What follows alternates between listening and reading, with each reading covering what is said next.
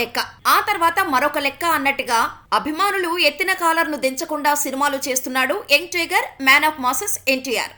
టెంపర్కు ముందు ఎన్టీఆర్ రికార్డు బ్రేకులు చేసిన సినిమాలు చాలా ఉన్నాయి.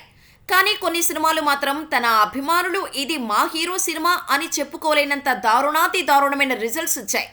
అందుకే టెంపర్ సినిమా రిలీజ్ సమయంలో అభిమానులకు ఒక మాట ఇచ్చాడు టైగర్. ఇక నుంచి కాలరెత్తి సినిమాలు చేస్తానని ప్రామిస్ చేశాడు.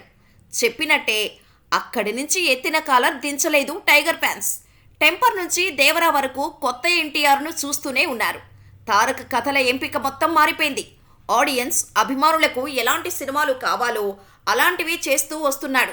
2015లో టెంపర్తో మొదలైన ఎన్టీఆర్ విజయయాత్ర నాన్నకు ప్రేమతో, జనతా గ్యారేజ్, జై లవకుశ, అరవింద సమేత, RRR చిత్రాలతో సాగుతూనే ఉంది. ఈ సినిమాలతో డబుల్ హ్యాట్రిక్ కొట్టిన టైగర్ ఇప్పుడు వచ్చిన దేవరతో మరో హిట్ అందుకున్నాడు.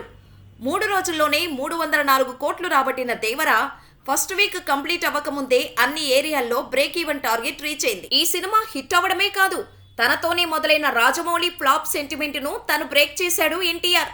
అంతేకాదు, గత 10 ఏళ్లుగా ఒక్క ఫ్లాప్ లేకుండా వరుస విజయాలు అందుకున్న హీరోగా ఎన్టీఆర్ ఒక రికార్డు క్రియేట్ చేసినట్టే.